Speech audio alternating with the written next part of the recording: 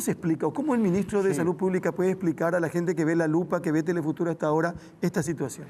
Mira, muy fácilmente, o sea, empecemos por una cuestión, no existe la tal sobrefacturación. Yo siempre les pido a la gente que analice en el contexto en el que se dieron las cosas, ¿verdad? Estamos hablando del mes de abril. Yo creo que, ¿cuánto salía una mascarilla en el mes de diciembre? Les digo yo, menos de 500. ¿Cuánto salía en abril? 3.500. ¿Qué creen que pasó con los respiradores? Un respirador chino, utilitario, de bajo nivel, nosotros nos ofrecían 40.000, 50.000 dólares, nos llegaban a ofrecer en 100.000 dólares.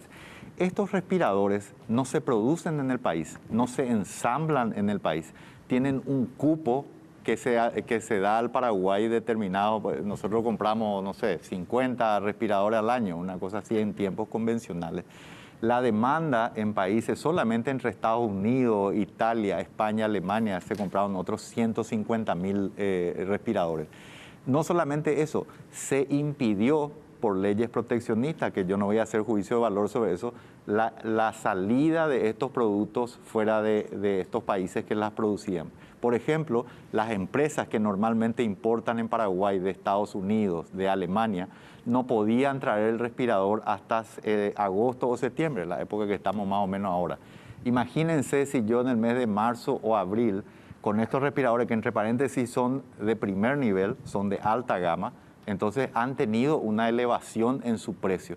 Y naturalmente en un país como el nuestro, que tiene los problemas que ya señalé, no produce, no ensambla, no compra en escala, y había un mercado totalmente distorsionado que se expresa en todos los niveles de todos los insumos y todos los equipos que están. Entonces, yo quiero decir de entrada que la tal sobrefacturación no existe. Estamos hablando de unos equipos de alta gama y sí existió una distorsión de los precios que elevó a niveles exorbitantes todo.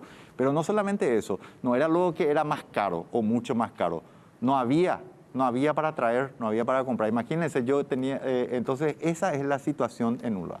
Habiendo dicho eso, ayer llegó el día viernes, llegó un informe de Contraloría General que habla de falencias administrativas, que sugiere una investigación que yo ya he ordenado.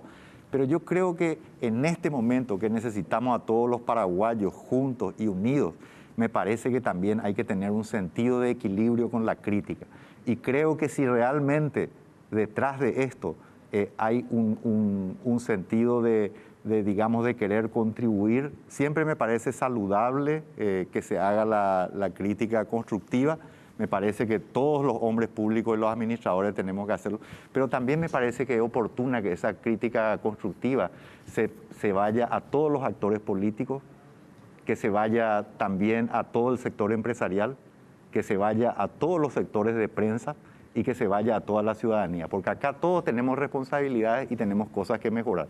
Pero bueno, estoy abierto a eso y no tenemos ninguna duda, como se hizo en todas las otras ocasiones, está abierto el Ministerio para la Investigación. Ahora, con respecto a esto, perdón. Sí, no, Luis, perdón un ratito nomás. Lo que pasa, ministro, que si uno mira el precio de importación, 2.369 millones de guaraníes, se termina comprando por 8.115 millones de guaraníes. Hay una diferencia de 5.746 millones de guaraníes, ministro. Un 243% según dice la Contraloría. Sí, bueno, es la estructura de precio por las cuestiones que plantean, y hay otros componentes, estamos hablando de muchos componentes que tienen que ver con flete y demás. Esa estructura habrá que verla después, con la investigación pertinente que ya se ha investigado. Pero yo les hablo de una realidad que tiene que ver con los precios y la dificultad de acceso.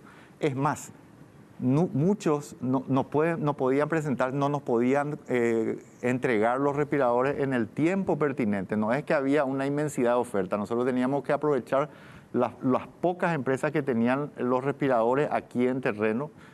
Incluso compramos retazos de otros respiradores que teníamos a lo largo que teníamos en el mercado, que generalmente traen porque tienen previsto para la reposición en un número pequeño de los respiradores que ya tenemos comprados, ¿verdad? El dictamen, el equipo que había formado Yucio, Sí. emitió un dictamen recomendando que se anulara esta licitación. No, como este es un proceso que ya tenía un contrato firmado y que ya ya estaba en eso. Hay unas cuestiones institucionales de por medio si uno rescinde ese contrato, o sea, pone en riesgo también a la institución, digamos. Entonces, dejó a cargo del Ministerio de Salud, ¿verdad?, proseguir o no con eso.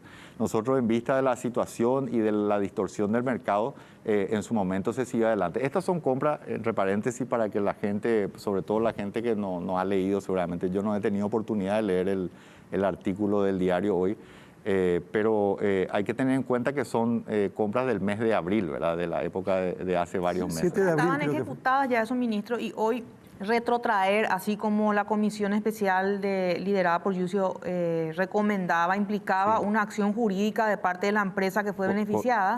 Correcto, en muchos casos, pero además en realidad dejó a cargo nuestro, ¿verdad?, cualquiera de las posibilidades. Y obviamente, por eso es lo que yo le digo a la gente, esto hay que analizarlo en el contexto de la situación epidémica que vivimos, ¿verdad? Después, el impacto de las medidas y todo lo demás ha hecho que se posterguen un poco la situación de mayor criticidad, digamos, de la epidemia. Pero en ese momento las compras tenían que hacerse, las teníamos que comprar y obviamente, ese es el motivo por el que se siguió adelante con ello.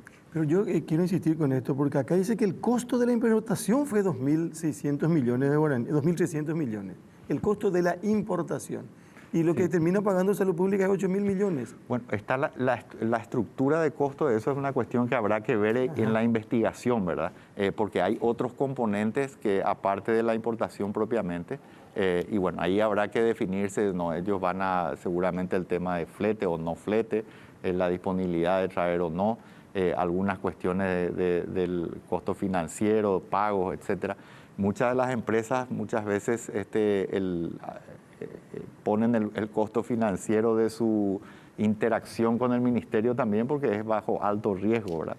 Dice, o era por lo menos, ¿verdad? en una parte de lo que dijo Contraloría es que el plazo otorgado a los invitados para la preparación y presentación de las ofertas, 5 horas hábiles para un llamado cuyo objeto es de requerimiento de equipos de alta complejidad, no es razonable. Hablaba un poco de la rapidez y la premura. Y usted decía que esto fue en abril. Sí, exacto, en una situación en donde nosotros esperábamos la explosión de la epidemia a fines de ese mismo mes, ¿verdad? Entonces es una situación extraordinaria, en una época donde no se conseguían los respiradores, donde había incluso requisas de respiradores, donde los países, por ejemplo, Alemania, Estados Unidos, Brasil, etcétera, todos productores o proveedores tenían normativas específicas que impedían la salida de los respiradores o las ventas hasta que pasara la crisis de esos países, ¿verdad? Entonces, hoy recién están normalizadas. Entonces, es una situación, un escenario bastante complejo. No obstante, la investigación no solamente que fue recomendada se va a hacer, o sea, se está haciendo y vamos a seguir adelante con toda la estructura que corresponda. Pero por eso digo yo, el análisis tiene que hacerse de una manera también contextualizada, porque o si no, es muy fácil con el diario del lunes también no hacer una valoración de una situación y además de un mercado muy distorsionado, sumamente distorsionado. Ahora, ministro, para que quede claro, quiere decir que el informe de la Contraloría es incompleto, porque el informe dice, ¿verdad? Según Contraloría, el costo de importación fue de 2.369 millones. El contrato con la adjudicada fue por 8.115 millones de guaraníes. La diferencia, registrándose una diferencia de casi 6.000 millones de guaraníes. El informe de Contraloría no tiene en cuenta el costo del flete y todos los otros elementos. Es un informe incompleto el de Contraloría, entonces. No, me gustaría dejar para la investigación eso porque no quiero ser impreciso, Luis. Lo que yo te puedo hablar es del contexto en el que se daba y no existían luego empresas que pudieran entregarnos con la celeridad que nosotros requeríamos y el volumen que requeríamos por la situación que acabo de expresar. La investigación dará lugar a todo. Nosotros estamos abiertos, como siempre, a todos los detalles de cualquier pregunta que tenga cualquier organismo investigativo, el sector, la comisión parlamentaria o quien sea, ¿verdad? Acá me dice, por ejemplo, a alguna gente hay que sumarle el flete, dice triple el precio, subió más del triple el precio, $8 por metro cúbico, IVA 10%, despacho 30% y ganancia. Ese es un mensaje, ¿verdad?, para tratar Sí. de explicar un poco esto. Y el otro mensaje dice, no podemos aceptar sobrefacturación porque se trata de una pandemia. Lo que pasa, el escenario naturalmente que uno no quiere aceptar una, yo nunca voy a decir una sobrefacturación porque es una sobrefacturación. El hecho es que las compras, los precios son muy distintos. Por eso les daba los ejemplos para lo más sencillo, es decir, podemos hablar de las mascarillas y cómo la situación ha venido cambiando. En Estados Unidos mismo, donde se producen estos respiradores y donde tienen la capacidad de controlar mejor, en la misma fábrica que produce estos respiradores, la diferencia en el precio entre marzo y abril es el doble. Solo para darle una idea de lo que estamos hablando. En marzo el mismo respirador sale, por decirte, $10.000, en abril salía $20.000. Y el mercado en general realmente era, aparte de que no todos los productos eran de calidad, sobre todo en el ámbito de respiradores, es muy complejo. Yo prefiero comprar productos de alta calidad antes que algunos que tengan el riesgo, y estos productos biomédicos, equipos biomédicos de Estados Unidos, de Alemania, son de los más complejos de alta gama que hay, ¿verdad? No sé si podemos pasar a otro tema o hay algo más sobre Bueno, esto. yo creo que esto queda en manos de la abierto. justicia, ¿verdad? Sí, Queda abierto. totalmente.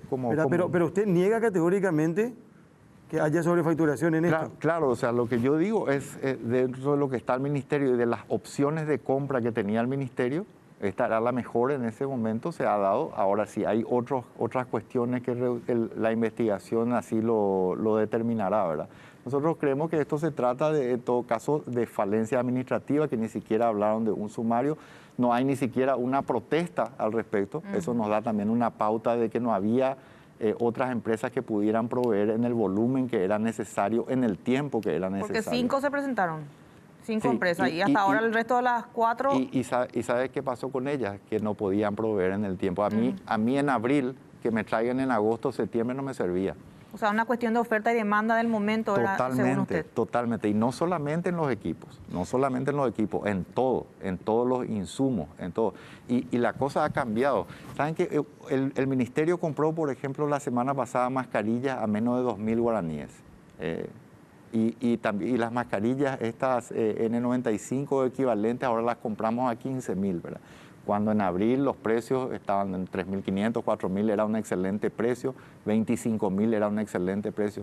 Entonces estamos en otro momento ahora del mercado, ¿verdad? Acá me dicen, por ejemplo, dejamos o sea, ya está, explicó el ministro el tema de la publicación y la denuncia, eso es lo que tenemos hoy. Pero gente de laboratorio me dice, por ejemplo, que Midazolam, Sí. por Gracias, ejemplo, Carlos. dice que eso se compraba a $2.500 el kilo y hoy cuesta $5.900.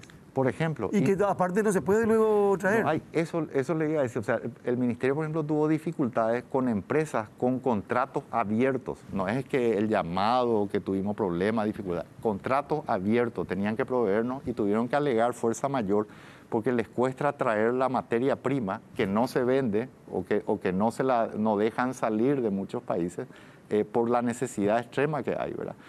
Tanto es así que me obligó a mí a pedir la convocatoria de la presidenta de la Sociedad de Medicina Crítica junto con la directora de terapia intensiva para buscar alternativas de sedación y demás. Y con eso ocurre muchísimos insumos de equipo a lo largo del mundo. Entonces, no es necesariamente un problema de la compra administrativo, sino un problema de oferta, ¿verdad? Demanda. Muchas empresas muy serias del país tienen esa dificultad de poder importar. Eso pasa también con los reactivos en alguna medida, ¿verdad? Pero estas drogas que son vitales, ministro. Son vitales y por eso hay que buscar alternativas para poder usar también, para poder diversificar un poco las drogas que hay. Ese es un botón nomás de la complejidad que tiene la administración a lo largo de todo el país en el área de terapia intensiva. Yendo al tema de estos insumos básicos, ministro, que hasta el momento nosotros tenemos dos versiones, porque usted insiste, ministro, en que no faltan reactivos, no faltan insumos, no faltan equipos de protección. Los gremios médicos siguen insistiendo, es más, dicen que ellos pagan de su bolsillo. Sí. Una de las dos es una mentira, o sea, no puede ser, no puede haber dos verdades que se contrapongan. Sí. Creo que ayer o antes de ayer tuvieron una reunión con los gremios médicos. Así es, Luis. ¿Cuál es la situación? ¿Hay o no hay? ¿Falta o no falta? Mira, no falta. Ahora, te voy a explicar, hay una situación intermedia que se puede dar y justamente la estuvimos planteando en esa reunión que tuvimos el viernes a la tarde con los gremios, y es que se puede dar un tema de distribución, de racionalización o un problema de gerenciamiento en un determinado lugar. Te voy a dar un ejemplo concreto porque a veces estas cosas parecen teorías. La N95 o equivalente, nosotros hemos distribuido casi 500.000 a la fecha en todo el país, con los cálculos de acuerdo a los pedidos y demás. Solo en la semana pasada compramos otras 500.000. O sea, estamos estoqueados con esos 500.000 y así sucesivamente con los equipos de protección individual en general. O sea, hay, a nivel central hay. Entonces, ¿qué puede pasar? Puede pasar que una persona en la farmacia donde se tiene que dar de alta o de baja lo que se está consumiendo no lo esté haciendo correctamente, que algún director no esté pidiendo en tiempo o de acuerdo a la planificación apropiada. Puede darse también que de repente haya una racionalización, que se entregue por día o por semana para que el uso sea mejor. Pueden darse una serie de circunstancias o incluso que haya una percepción de que cierto nivel de exposición tiene que tener un equipo de protección individual de mayor complejidad que el que está asignado de acuerdo al protocolo. Pero nosotros, así como yo no he tenido ninguna dificultad y he sido el primero en socializar las dificultades que teníamos con los insumos para el laboratorio, también me ratifico en que no tenemos ningún problema con esto. Ahora, pueden haber denuncias y agradezco mucho porque ahora sí me han entregado denuncias concretas de algunos lugares que estamos estudiando de departamento por parte de los sindicatos. Ministro, ¿usted no vio la posibilidad de tener por lo menos no un médico ni personal de blanco, sino un administrativo que esté en cada hospital regional, que sea exclusivamente el contralor de que si falta tapabocas, falta insumos médicos, los trajes, y tenga un contacto directo con la gente de salud? Obviamente esta persona que trabaje de forma directa también con el encargado, el director, porque darle otra vez esa carga a un director en medio de una pandemia es muy pesada. Existen, mira, el organigrama y la forma en que están organizados las direcciones regionales y los hospitales tienen directores administrativos, directores de recursos humanos como mínimo, y justamente ese proceso tiene que darse de esta manera, de una manera de planificación. También nosotros hemos hecho cuestión de hacer obligatorio el uso de la tecnología para que el control sea en tiempo real de lo que está ocurriendo administrativamente. Esa cultura, digamos, tuvo dificultades y tiene otra vez un factor humano, que es que una persona determinada tiene que decir, bueno, estas 500 mascarillas que a vos te figuran en el nivel central no son así porque acá él tiene que poner que consumió para que nosotros sepamos que no hay, ¿verdad? Porque ahí tenemos en los parques, ¿verdad? Pero sí, y también hay que reconocer algo, que sobre la base de compras centralizadas hay algunas unidades operativas de compras de hospitales y demás que han quedado un poquito debilitadas, ¿verdad? Entonces, el proceso de descentralizar y demás, sobre todo en los hospitales más pequeños, también ha tenido eso como cargo.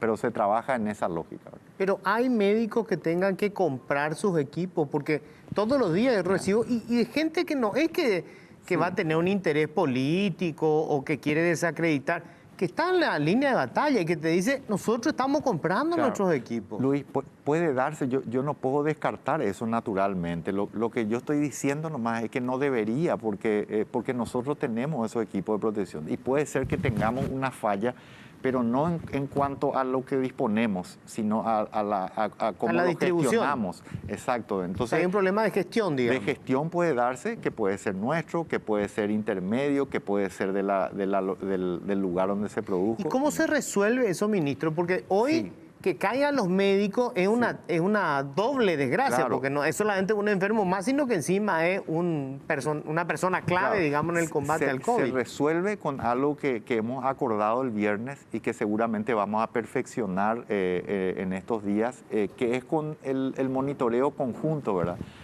Para nosotros es sumamente valioso lo que ahora nos han proveído. Nos han proveído, por ejemplo, de 4 regiones sanitarias, nos han proveído denuncias puntuales específicas, muchas son atendibles, otras no son, porque no voy a entrar en el detalle, pero digamos, algunas son cuestiones estructurales que dependen de la oferta de profesionales o de la situación, pero muchas sí son puntuales. Dicen, por ejemplo, mira, el hospital distrital tal de alguna parte, el hospital distrital de Santaní le falta, no sé, le falta mascarilla o le falta traje de protección.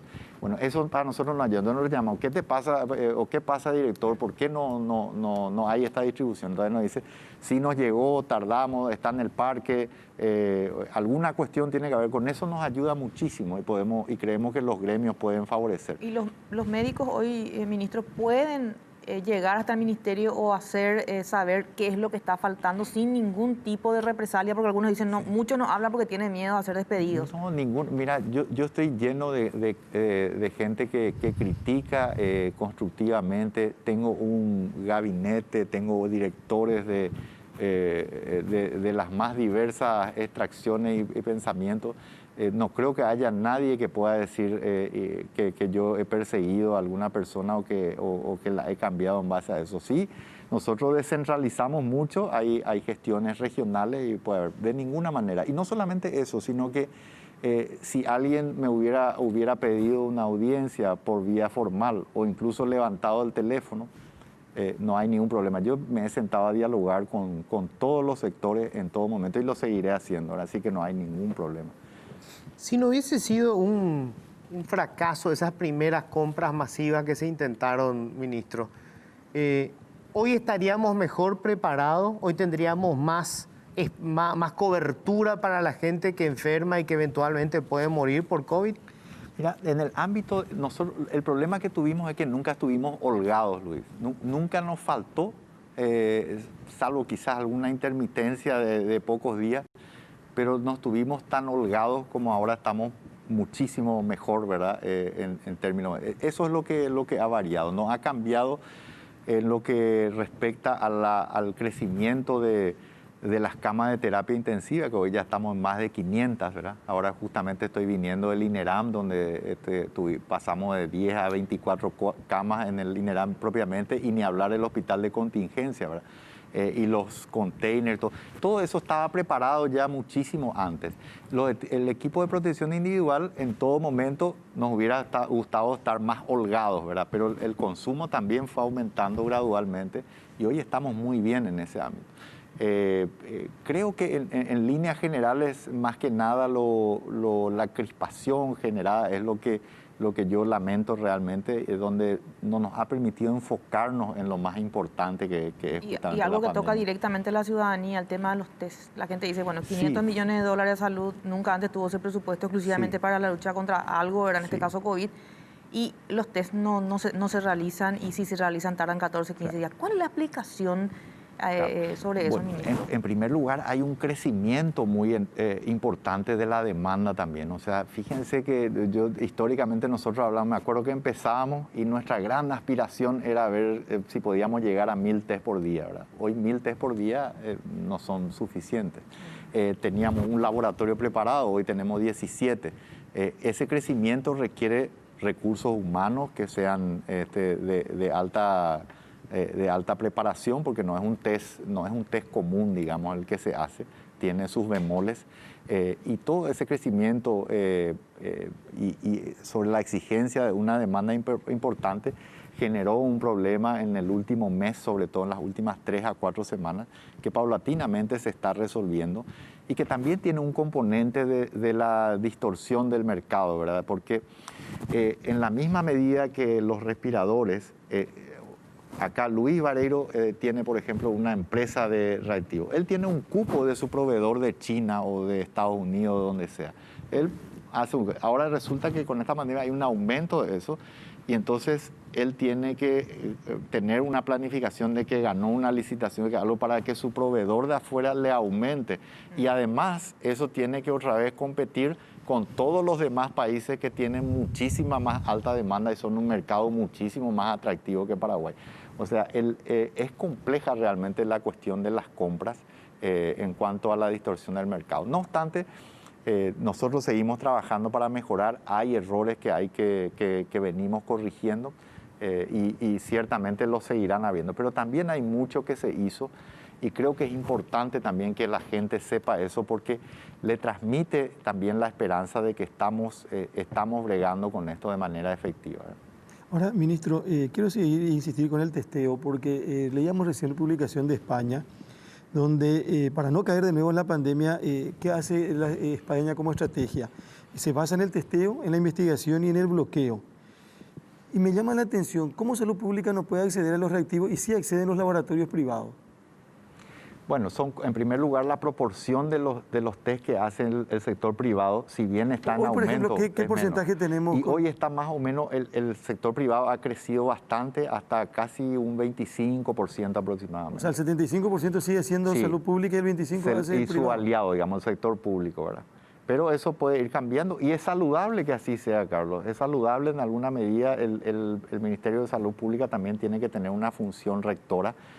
Esa estrategia de la que vos hablás la hizo siempre el Ministerio de Salud Pública y quiero recordarle nomás a la ciudadanía que con todas nuestras dificultades el Paraguay es el segundo que hace más test por contacto positivo y está bastante bien situado en la cantidad de test que se hace por población, digamos. Entonces no es un tema menor partiendo de la base de la cual partimos nosotros poder posicionarnos en ese sentido. Lastimosamente tenemos que hablar de varias cosas o varios temas como este tema sobre facturación, cuestión administrativa con el ministro de Salud y estamos ante un momento muy delicado de la pandemia, pero quiero también, y creo que tenemos que insistir con esto porque no se puede separar las dos cosas, ministro. Usted sabe que usted es ministro, es administrador y tiene la responsabilidad de lo que pasa en salud pública.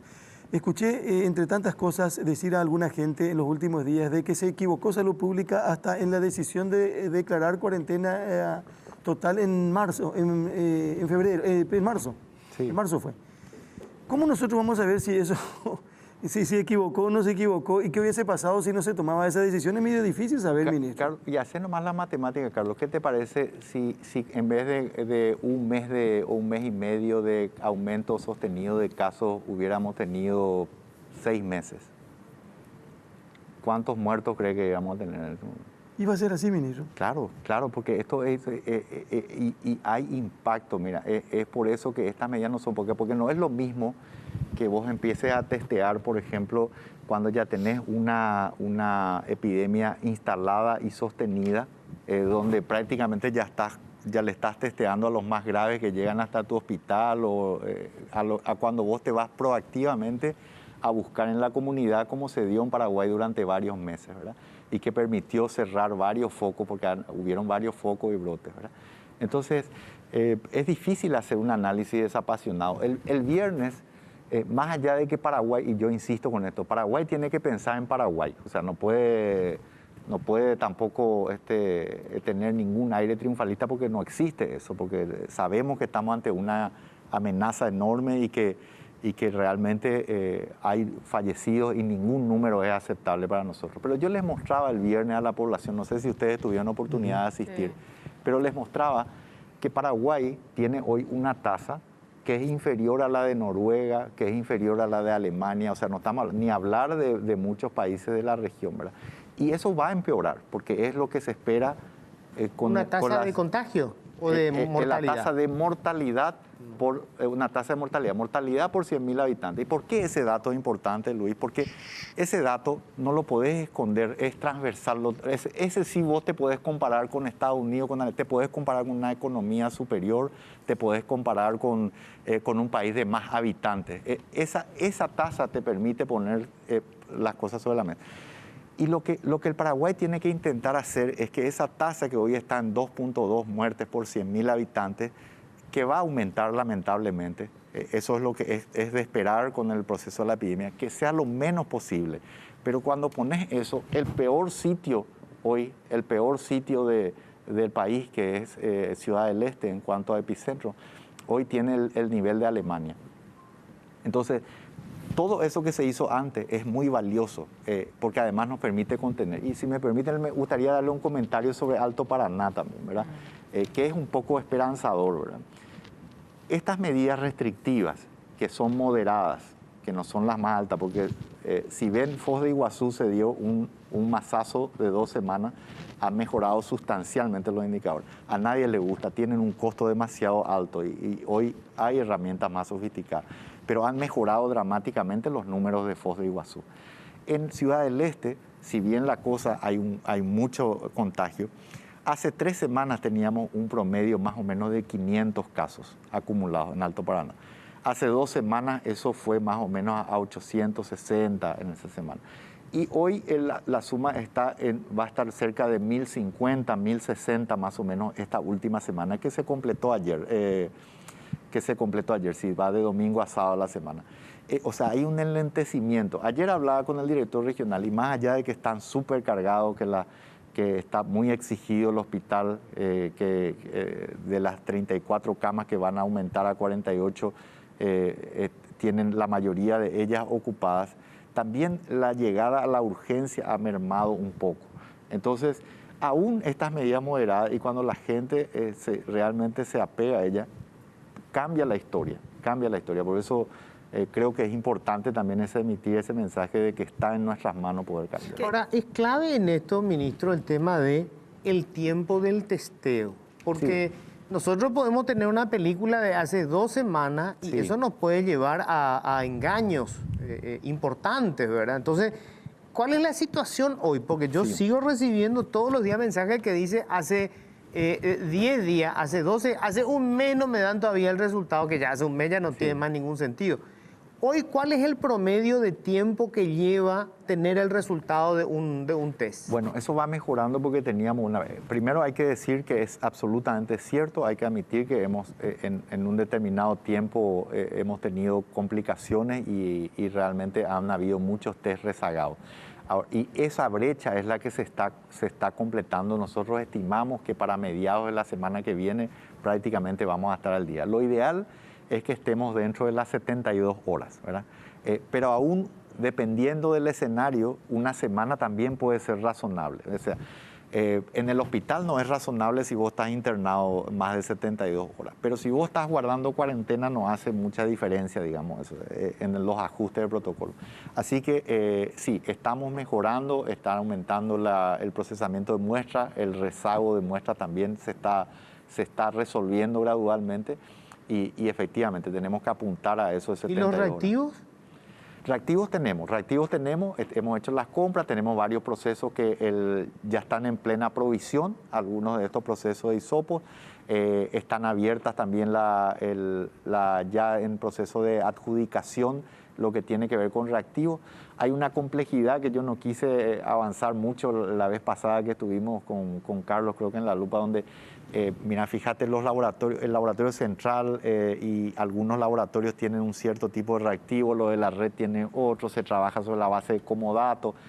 Hay complejidades que hacen que de repente en determinado momento, por ejemplo, mientras se recibe un tipo de reactivo, se tenga que procesar más en otro lugar donde tiene más reactivo. Ahora, pero tenemos en este momento. Ministro, yo sé que la gente quiere saber también sobre el tema del nuevo protocolo por la cuarentena social, pero por último nomás de mi parte, lo de Ciudad del Este me pareció interesante hablar un poco de que de a poco está empezando a retroceder. Exacto. Porque eso implica que efectivamente la cuarentena que ahí que ayudó. Fue efectiva, ¿verdad? 30% sobre todo calmar. Payarolas ayer. Claro, ¿Cuánto le dijo? 30% nos dijo el doctor. Sobre todo con esto también se calma un poco a la gente que tenía mucho miedo. Obviamente esto no implica que dejen de tomar las medidas, pero nosotros ahora estamos, Asunción y Central sobre todo, ¿estamos entrando al pico o ya estamos en el pico? Estamos entrando, yo creo, hay una alta demanda. Fíjate, ayer, por ejemplo, los fallecidos ya en este caso eran mayormente de Asunción y Central, ya no el Alto Paraná como venía a ser. Puede que sea solo un día, ¿verdad? O 2, pero vamos a seguir monitoreando eso porque hay además muchos pacientes internados. Pero sí, Asunción y Central va a ser la siguiente preocupación. La tasa de de Alto Paraná y particularmente de Ciudad del Este está más o menos arriba de 11 fallecidos por 100.000 habitantes, ¿verdad? Central tiene más o menos 4.5 más o menos y Asunción 2.2 más o menos, que está más o menos en el promedio país, ¿verdad? Pero está aumentando y por eso es que esta cuarentena social que planteamos, que si bien puede parecer bastante modesta, me parece que puede tener un efecto importante y tratando de no golpear sobre todo al sector formal que ha hecho un enorme sacrificio ahora en este sentido. Antes de entrar en el tema de esta cuarentena social, algunas cuestiones generales que sigue siendo la queja permanente, esto que Sí. te decía hace rato Patricia, nunca en la historia del Ministerio de Salud tuvo 500 millones de dólares, Cierto. nunca. Y las necesidades de salud no eran solamente prepararnos para esta pandemia que se va a Así es. acabar a lo mejor en el peor escenario en el 2022. Pero la gente va a seguir teniendo cáncer, la Sí. gente sigue teniendo problemas renales. Sí. ¿Por qué no aprovechamos ese dinero, ministro, e hicimos cubrimos tantas otras falencias que hay en el área de salud? Sí. Bueno, tiene varias respuestas a eso, Luis. Una de ellas, y no es la menor, es que estos fondos estaban circunscritos estrictamente a COVID, en base al dictamen jurídico, digamos, de Hacienda y de la Comisión de Supervisión de Compras, ¿verdad? Eso está cambiando y agradecemos ese apoyo, esa iniciativa que ya tiene media sanción y para que se pueda seguir. Y esa es la planificación que nosotros tenemos. Y también es importante, te agradezco esa pregunta, entender que es fundamental que eso se pueda proyectar al año que viene, porque hay cosas que no podés ejecutar en un periodo de tiempo muy corto. Y no me refiero al proceso administrativo de la compra. Si yo compro, por decirte,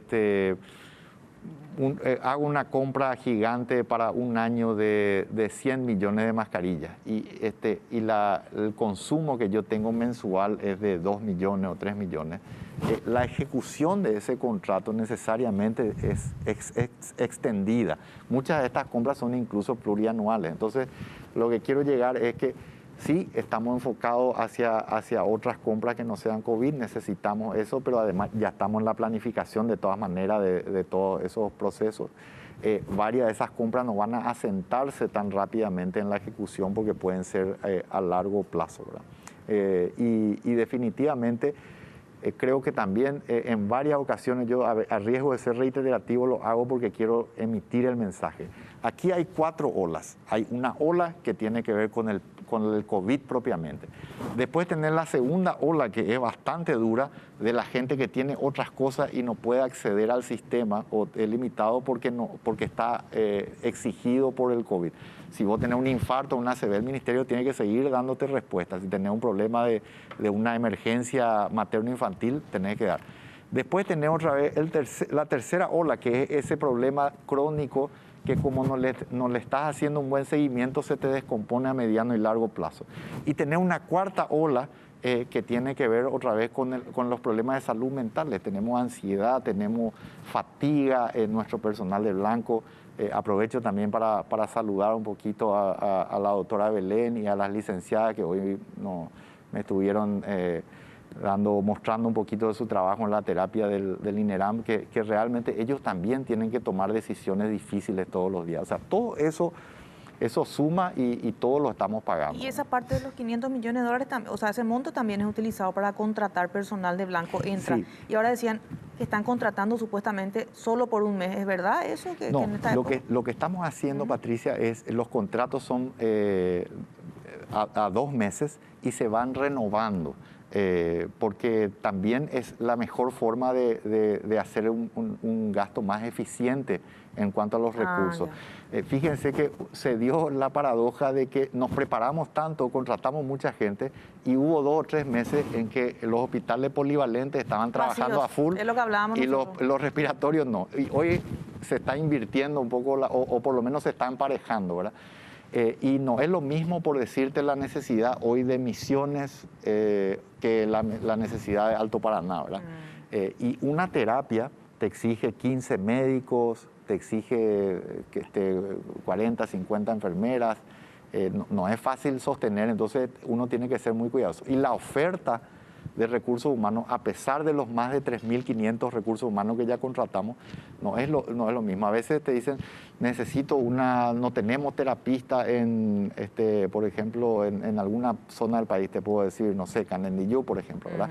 Que ahora están instalando una sala de reanimación con respiradores para estabilizar los pacientes. Pero conseguir terapistas ya es difícil. Conseguir terapistas en determinadas zonas del interior es prácticamente una utopía en algunos casos. Entonces tenemos que hacer lo siguiente mejor, que es capacitar gente. Claro, ministro, hay tantas cosas, tantas preguntas, tantos mensajes. Me hablan, por ejemplo, de Santo Domingo Lambaré. No tienen medicamentos para controlar a los que tienen otro tipo de enfermedad que no sea COVID-19 necesariamente, ¿verdad? Dice, no hay gorros, alcohol rectificado, 3 frascos solamente, medicamentos para hipertensos cardíacos son básicos, debemos cuidarle a los pacientes, dotarle de sus medicamentos porque no tienen dinero y de que eso no se está disponiendo. Y dice, ministro, por favor, no funciona la Dirección General de Insumos Estratégicos, que es la encargada de comprar medicamentos. ¿Qué se puede hacer ante una situación? Bueno, esa es una denuncia puntual, Carlos. Nosotros seguramente sí vamos a trasladarle a la gente de nuestro equipo, a la propia Dirección de Insumos. Como decía, es muy importante que todos los hospitales, los establecimientos de salud usen la herramienta que es el CISIAP, que es una herramienta de justamente nos permite tener en tiempo real cuál es el consumo. Nos permite también una planificación de las compras, porque eso también por años la compra ha sido un histórico nada más, ¿verdad? Se ha basado sobre distribución. Bueno, ese es el tipo de denuncia que nosotros necesitamos. Nosotros le vamos a dar una respuesta honesta. Muchas veces puede ser un problema, una deficiencia nuestra, puede ser una deficiencia, como decía, de la transmisión de la necesidad por parte de las autoridades. O puede ser, francamente, que por algún motivo no tengamos, ¿verdad?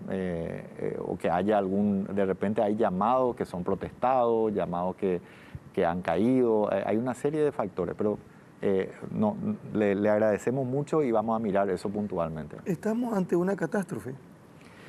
Yo creo, Carlos, que estamos frente a una situación que nunca ha vivido la humanidad y que todos los países han sufrido. Yo creo que está en nuestras manos mitigar eso.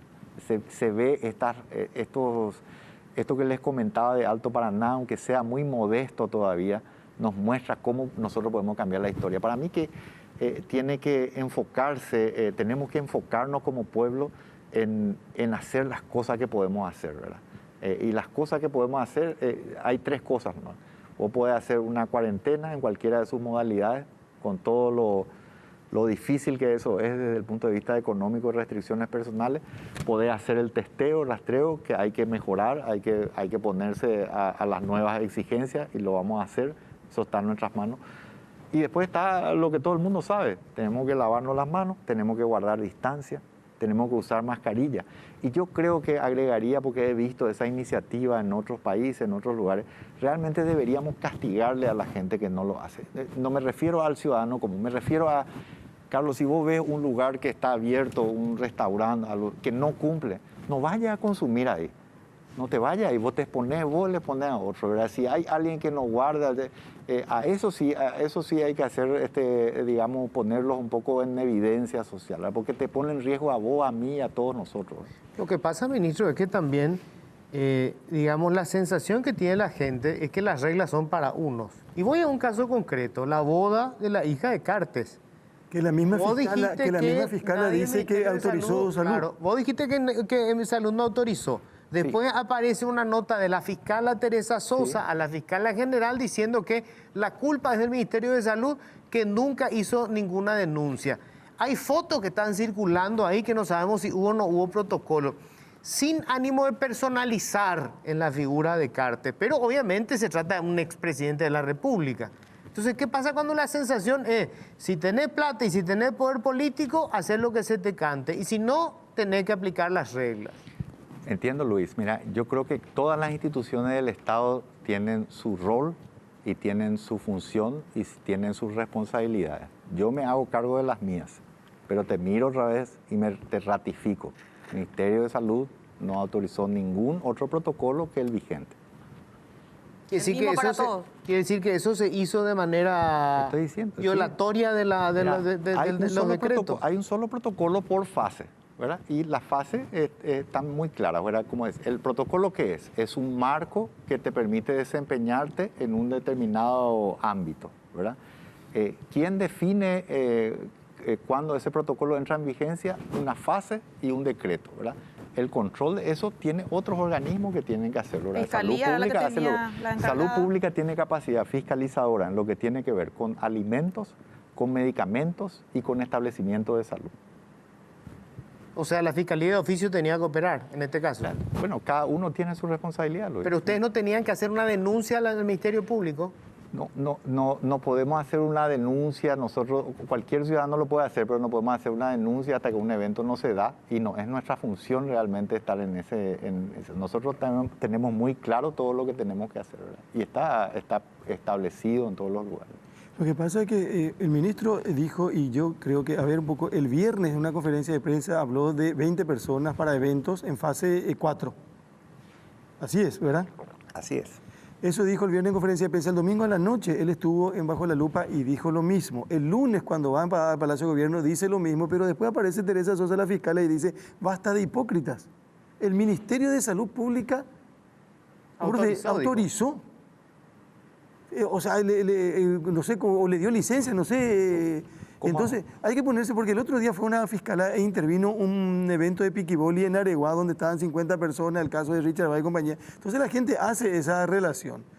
Pero que ya no sé, usted tiene que ponerse en lugar de la gente también, ya no sabe a quién creerle, ministro. Sí, mira, es muy fácil. Mira, te voy a dar el mecanismo de cómo se aprueba un protocolo, para que entiendan más y van a ver ahí.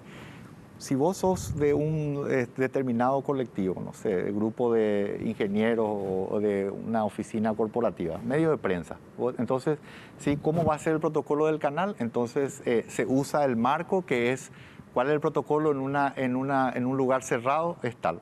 Ese protocolo, si querés ponerle alguna impronta de lo que tiene que ver con la operativa de un medio de prensa, entonces vos pones una propuesta y eso se evalúa en el centro operativo de emergencia a instancias de un grupo técnico que hace primero las primeras correcciones y un dictamen. Y quien firma eso es el viceministro de Rectoría. O sea, el ministro ni siquiera está en el circuito de la aprobación de un protocolo. Ministro, todavía no llegó lo peor. Me temo que no, Carlos, pero también nosotros podemos cambiar esa historia. Yo mostré un gráfico, que es al que hacía alusión, donde está Paraguay en un determinado lugar y aquí tenemos los países a los que han tenido, digamos, una situación mucho más grave. Nosotros vamos a irnos hacia acá. Eso es inevitable porque la propagación del virus, la diseminación es inevitable. Pero nosotros podemos hacer la diferencia de si vamos a quedarnos acá o si vamos a irnos más lejos. Podemos mitigar eso, ¿verdad? Y ahí es donde yo creo que hay que poner la energía y ahí creo que también tenemos que estar todos los paraguayos. Yo creo que es saludable que se hagan las críticas, eso es absolutamente importante, las denuncias también, ¿verdad? Todo. Pero también es importante aportar, proponer, construir y sobre todo también hacer ver lo que se está haciendo para que la gente también tenga la esperanza y también pueda poner de sí misma. Porque si tenemos un enfoque fatalista, entonces uno queda paralizado y no puede hacer lo que debe hacer. Ministro, ¿cómo se entiende el tema del protocolo? Porque la gente está muy preocupada por el tema de los horarios, sobre todo. Ah, los sí, locales perfecto. gastronómicos, Sí. bares, se le permite hasta las 11 de la noche, hasta las 12 dependiendo del día. Sin embargo, se habla de 5 de la mañana, 20 horas para los que no Claro. tienen actividades establecidas. Sí. ¿Cómo será el control más que nada? Sí, bueno, el control se va a dar a través de las fuerzas públicas. También, obviamente, seguimos apelando siempre al control ciudadano. La idea es hacer que haya una restricción en circulación entre las 20 horas y las 5 de la mañana. Solo podrán ir a los restaurantes a través de agendamientos y de ese modo se puede probar. Y después cuando salen, cuando circulan, después a través de una factura o algún elemento probatorio de que han estado... Pero cuando uno va, ¿cómo haría si es que agendó por teléfono? Y por ejemplo, supongamos un mensaje por WhatsApp o por alguna otra vía donde determine claramente que tiene un agendamiento, una cita en determinado lugar de tal hora a tal hora. Y honestamente esto también surge, nuestra idea es que la parte, digamos, de estas reuniones sociales, del consumo de alcohol, que es un catalizador muchas veces, eso pueda limitarse de alguna manera. Sabemos que algunas de estas cuestiones pueden sortearse, pero es la dificultad de generar eso ayuda y tiene un efecto modesto. Inicialmente, debo ser franco, nosotros estábamos planteando la posibilidad de hacerlo bien sencillo y simplemente un corte de horario y entonces todo. Parar toda la actividad. Parar toda la actividad económica, digamos, o sea, de 5 a 20 y terminar. Ahora, conversando realmente con el sector gastronómico sobre todo, y sobre todo con el doctor Sequera, que estaba a mi lado, que él mismo personalmente tuvo una experiencia de ir a un restaurante, uno se da cuenta de que realmente este grupo ha hecho un enorme esfuerzo y es impecable en la mayoría de los casos la aplicación del protocolo. Entonces sentimos que también esta es una forma de poder expresar que se pueden hacer las cosas bien de manera segura y que era necesario validar este esfuerzo de este sector económico, ¿verdad? Entonces es por eso que se hizo un pequeño ajuste a la idea original. Me quedé con el protocolo del viceministro. Quiere decir que él pudo haber autorizado. No, porque lo que pasa es que es solo para mostrarte el circuito nomás era eso, Carlos, porque finalmente si no está publicado en el portal del ministerio... No existe, ¿verdad? Porque tampoco una fiscala puede mentir por mentir. De hecho, yo tengo que decir que la fiscala Teresa Sosa, y le estuvimos buscando a Teresa Sosa, ella no exhibió ningún documento. Finalmente, cuando hace una presentación en la fiscala general, hace referencia a una serie de artículos de la ley que dice que el Ministerio de Salud es el que establece el protocolo, pero no había un documento autorizando. Por lo menos nosotros nunca vimos. No hubo. Pero ¿quiere decir algo sobre eso, ministro? No, solamente decir que hay muchas veces, hay muchos protocolos que, por ejemplo, están autorizados, pero que no están implementados porque por la fase o por alguna Como aquella famosa carrera de caballo, por ejemplo, eso que alguna vez se estudió, pero no estaba autorizado todavía. Una cosa, el intendente de San Bernardino habló con nosotros el viernes, estaba preocupado. Sí. Él decía que quería que se le atienda a San Bernardino también como para incluir en esta etapa de parar un poco, por más que ellos estén en Cordillera y que estén en fase 4, porque es impresionante la gente que va a San Bernardino. Muchísimas gracias, Carlos. Bueno, en primer lugar también quería señalar que otro eje de este plan tiene que ver con tratar de limitar los desplazamientos, ¿verdad?, de la gente, o hacerlos por lo menos más complicados, ¿verdad? Entonces, esa es una parte. Yo, en primer lugar, quiero agradecer a nivel país, casi sin excepción, tenemos un apoyo enorme de los gobernadores y de los intendentes, ¿verdad? Y realmente nosotros primero queremos pedirles que nos ayuden dentro de sus competencias también, porque eso a veces es un poco complejo qué le corresponde a quién, pero realmente sobre todo lo que tiene que ver con la parte de las reuniones sociales informales, todo eso, tratar de hacer todo lo que esté en sus manos para poder contener, digamos, y ordenar. A todos les pedimos eso, partiendo de la base de... El intendente me decía, prefiero tener un parate 2 semanas que tener un diciembre parado. Sí, o un verano parado en San Bernardino. O incluso enfocarse, digamos, en las áreas de mayor riesgo, en las zonas donde hay actividades que claramente están por fuera de lo recomendado. Me parece que la ayuda de los intendentes, los gobernadores, y que en muchos casos ellos conocen la situación mejor y que puedan ser aliados en este sentido. Ministro, de los 500 millones, ¿cuánto se gastó hasta ahora? Mira, eso es dinámico. Lo que está asentado, ejecutado, estaría con los recursos humanos que preguntó justamente Patricia, está por arriba de 37 millones, creo, si no me falla. Y tenemos 160 millones más o menos en proceso y hay varios de esos procesos que están en adjudicación, firma de contrato, etc. Quiere decir que todavía hay muchos recursos disponibles. Hay muchos recursos disponibles del monto que se definió para salud. Perfecto. Vos insistís siempre que esta batalla se empieza a ganar fuera de los hospitales. Sí, correcto. Y para eso la forma en que actúe la gente es fundamental. Absolutamente. Yo pregunto, ¿por qué no hay campañas masivas, Sí. ministro, de educación a la gente, explicándole, esa gente que juega piquivóley, Sí. que tiene diabetes, que tiene hipertensión, que se va a morir si se enferma? No hay una sola campaña, ministro. En el proceso original no estaba tampoco estipulado. Ahora estamos presentando un llamado para eso, para una gran campaña de eso, que vamos a pedir a los medios de comunicación justamente que nos ayuden en ese sentido. Se va a hacer eso. Hemos establecido otra estrategia inicialmente, pero ahora que está clarificado desde el punto de vista normativo, vamos a hacer eso. Estoy casi seguro que la mayoría de la población le está mirando, ministro. Estamos en la lupa, estamos en Telefuturo, estamos en un horario donde la gente, y con una temperatura que la gente está con el televisor Así es. ahí y pendiente de todo lo que pueda pasar. Yo estoy seguro también que mucha gente está muy preocupada por esta cuestión que tiene que ver con la salud. No podemos olvidar, y usted tiene que entender que no nos vamos a olvidar de las cosas que no se hicieron bien y que son denunciadas, y que eso se va a manejar en un ámbito y esperemos que sea como corresponda.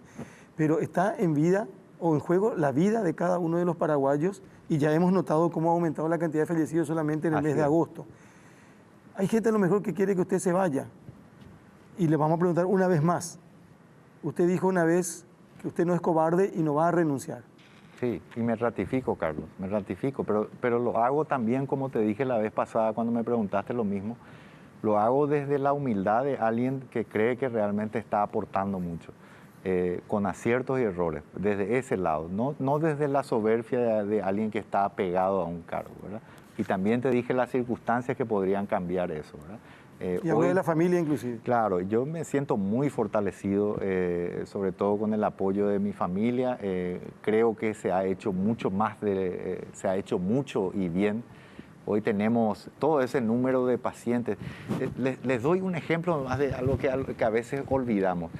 El Ministerio de Salud históricamente funciona entre un 90 y un 100% de ocupación de cama de terapia intensiva. La historia de nunca acabar es la cama de terapia que no conseguimos acá. Lo que hasta aquí se ha logrado, más de 200 camas solamente este año de adultos, nos ha permitido dar respuesta que, como en todos los países, va a ser superada si es que realmente no podemos hacer una contención, pero esos pacientes no hubieran tenido respuesta. No tenían respuesta ni siquiera en las demandas estacionales que suele tener el sistema de salud, ¿verdad? Entonces hay mucho que se ha hecho, hay muchísimo aporte del personal de Blanco. Yo siento, así como siento las críticas de determinados grupos que son aceptables, también hoy me llena de fortaleza. Estoy viniendo acá del INERAM, como les decía. Sí, el aprecio, realmente el apoyo de toda esa gente, que es la que a mí realmente me llena de alegría y de orgullo, ¿verdad? Y bueno, y eso te hace renovar el compromiso para trabajar aún más arduamente. Ahora, ministro, respecto al decreto de la cuarentena social, los realmente afectados, así como se ve, porque los bares siguen casi en los mismos horarios, la gente que tiene negocios no prescindibles, casi el mismo horario también. En este caso, los que más van a sufrir son los que quieren viajar al interior en bus, sábado y domingo. ¿Por qué sábado y domingo y no de domingos a sábado? No es una cuestión de cuestionamiento, no un cuestionamiento mío, sino una pregunta más que nada. ¿Cuál es el objetivo del sábado? En primer lugar, porque lo que se está buscando es preservar de alguna manera el trabajo, ¿verdad? Y además no están comprometidas, digamos, las circulaciones dentro del departamento central y además estamos hablando de un periodo determinado de tiempo, ¿verdad? Y estas medidas son parciales, son moderadas incluso, ¿verdad? Y nosotros esperamos que puedan tener un impacto importante, y además porque en el tiempo, sobre todo como es de esperar que los números aumenten aquí en la zona, me refiero a Central y Capital, hay que tratar de, ojalá nunca necesitemos, pero medidas más estrictas en el futuro, ojalá nunca se planteen, pero podrían ser necesarias, y entonces queremos aplicar estas medidas modestas para poder atenuar un poco la velocidad de eso. Vos decías la vez pasada en conferencia de prensa, ministro, que por goleada los contagios se están dando en las actividades sociales. Cierto. ¿Cómo se puede intervenir eso? Porque todo esto, estas restricciones que estamos haciendo, la gente lo ve más como una cuestión, digamos, en el mercado laboral o en el tema de las compras. Y evidentemente ahí la gente poca se contagia. Cierto. Cuando hablamos de la actividad social o laboral, supongo yo que es las reuniones de parientes, de amigos, eso que se hace, digamos, de la puerta para adentro de las casas. Dentro de las casas es donde se están contagiando. ¿Cómo se combate eso? Sí, bueno, por eso te decía, es difícil y bueno, hay ciertas medidas coercitivas que tienen que ser aplicadas por las fuerzas públicas, por la fiscalía, pero más que nada yo creo que el ciudadano común realmente tiene que plantear eso. Una vez un colega tuyo me hizo una pregunta, Luis, en un programa y me dijo, creo que estábamos en off, no me acuerdo si estábamos al aire o no, pero me dice... ministro, decime la verdad, tu familia o la gente que vos conocés realmente no se reúne, ¿verdad? Y yo creo que muchos de nosotros probablemente no vamos a poder decir que no es así. O sea, todos tenemos gente que conocemos que realmente no está cumpliendo, ¿verdad? Y nos cuesta. Y es difícil, ¿verdad? Yo soy el primero que tengo que decir que conozco, ¿verdad? Gente y bueno, pero tratar de transmitir a la gente que nos pueda agarrar a cualquiera de nosotros.